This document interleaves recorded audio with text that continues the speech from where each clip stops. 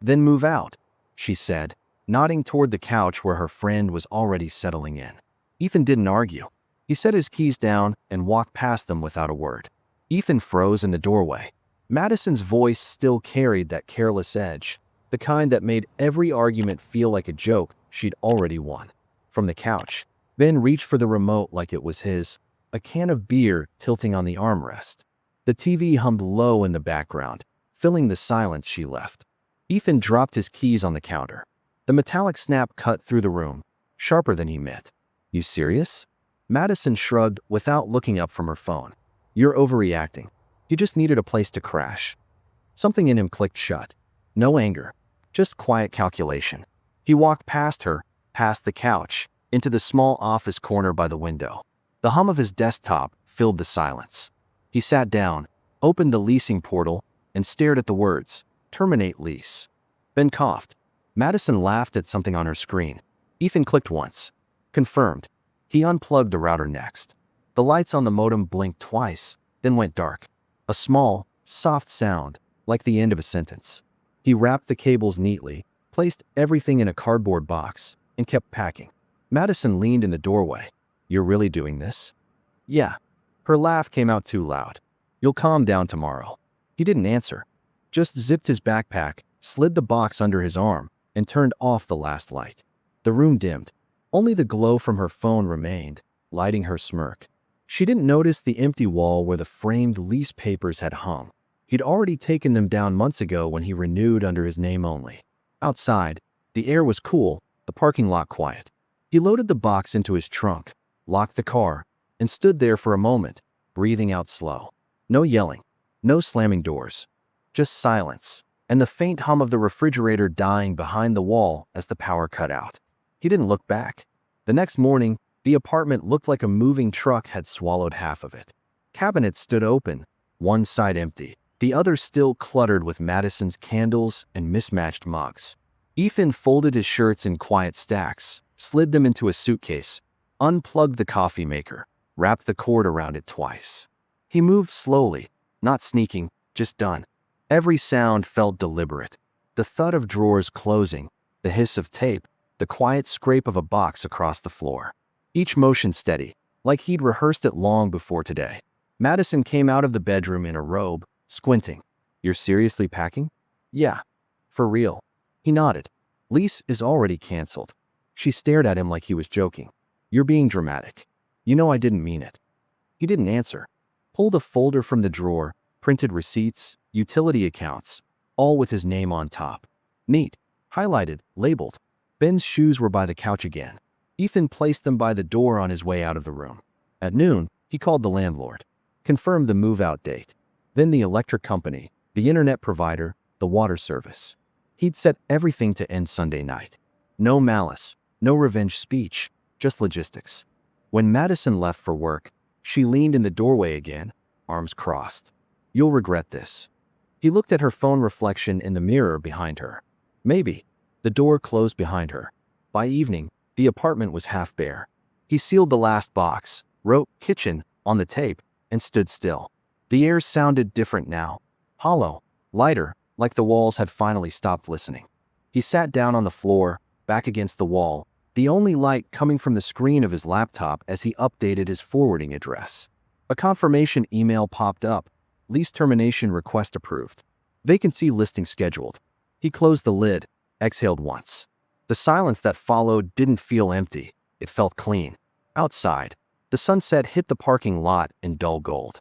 He carried the last box to the car, locked the door, and slid the key under the mat for whoever came next. Inside, the clock on the microwave blinked 12, then went black. By Saturday afternoon, Madison's messages started piling up. Wi-Fi's down. Did you forget to pay? No answer. Half an hour later. Power's flickering. What's going on? Then, the landlord says rent didn't go through. Ethan? Her texts came faster, the tone shifting from annoyed to nervous. Ben tried flipping the light switch. Nothing. He opened the fridge, laughed once, awkward and thin. Guess it's a blackout? Madison stared at her phone, scrolling through settings, trying to reset the router that wasn't there anymore. The socket clicked, dead. The apartment suddenly felt smaller without the hum of the air conditioner. She stepped into the hallway. yelling his name even though she knew he wasn't there. The sound bounced off empty walls. Half their furniture gone, the echo louder than she remembered. Ben checked the breaker box. "Everything's fine here," he said, though his voice didn't sound sure. Madison sank onto the couch, the same one where this had started, phone screen lighting her face. Another text. "Did you cancel the power?" She hit send. No reply. Her nails tapped against the phone case. Faster now. She dialed him, straight to voicemail. Again, then again. When the sun dipped, the place turned dim, that in-between light where nothing looks right. Her reflection in the dark TV screen looked like someone else, a person who didn't pay attention until it was too late. Ben muttered something about finding another place to stay. She didn't stop him. On her phone, the landlord's name appeared in the caller ID. She answered quickly, relief flooding for half a second, until his tone hit. "Miss Taylor, the lease was terminated on Thursday. Mr. Cole handled everything." "What? You can't. I live here." "I'm sorry, ma'am. His name was on the lease. We already listed the unit." The call ended. Her phone battery flashed red. Madison turned on the lamp beside the couch out of habit. It clicked once, then nothing. That was the first moment she realized. He hadn't left angry.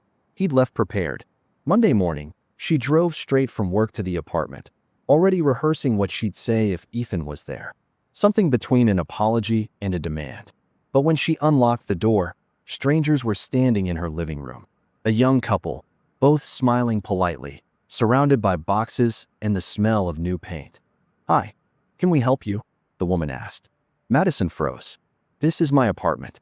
The man looked confused. "We just signed the lease on Friday." Her eyes darted around. The couch gone, the rug gone, her things scattered in the bedroom where the couple had already started unpacking. On the kitchen counter, a new keyring with the leasing company's tag. She stepped back into the hall and called the landlord again, voice trembling. "You said you can't just rent it out. My stuff's still here." "Miss Taylor, the leaseholder ended the agreement properly. You'll need to collect your belongings today." "Ethan can't do that." Pause. "He could, ma'am. Everything was under his name." The hallway light buzzed overhead, the same cheap fluorescent hum she'd never noticed before. It made the silence between her breaths feel sharper. She called him. Once. Twice. On the third try, he answered. "Ethan, what did you do?" His tone was calm, almost polite. "You told me to move out. So I did." "You canceled everything?" "Everything that was mine." "Are you kidding me?" He paused, his voice calm. "You said it, Madison. I just did what you asked." For a second, she heard him breathe. One steady exhale, then the click, clean and final. She stood there in the hallway, phone still against her ear, until one of the new tenants asked if she was okay. She nodded without answering, stepped out of the doorway, and walked down the stairs slowly, holding the railing like the ground might move. Outside, her car sat in the sunlight, but it felt like someone else's day. When she got in, the screen of her phone lit again. No service. A week later, Ethan woke to sunlight leaking through clean white curtains, the kind that actually closed all the way. The new apartment smelled faintly of coffee and new paint, nothing else. He liked that. His phone buzzed on the counter, a message from a number he hadn't deleted but hadn't answered either. You didn't have to do all that. He read it once, then locked the screen. The kitchen was small but bright. He poured water into the coffee machine, the same one she used to complain took up too much space. The mug on the counter read utilities included. He didn't buy it for the joke, but it still made him smirk. A woman's voice came from the hallway, not Madison's, warmer, quieter. "Do you want me to open the window?" "Yeah, sure." The air shifted as the window cracked open, a low city hum floating in. He leaned on the counter, watching the machine drip, slow and steady. For the first time in months, there was no background noise, no shouting from another room, no notifications, no tension waiting to surface. Just stillness. His new girlfriend took a picture, laughing. "You look way too proud of that mug." He shrugged. "It's the little things." She snapped the photo anyway, the flash catching the rim of the cup. Somewhere across town, Madison's number sat unread in his blocked list. He didn't need to see the messages. He already knew how that story went. The power off, the Wi-Fi dead, the silence that followed. He'd felt that same silence once, and now it belonged to her. He carried his mug to the living room, sunlight hitting the wall. He reached for the light switch, a small, ordinary motion, and flicked it on. The bulb hummed softly, steady. He stood there for a moment, hand still on the switch, a faint smile crossing his face. No revenge speech. No victory dance. Just equilibrium. He reached for his mug, took a sip, and sat by the window as the morning slid across the floor. The power stayed on,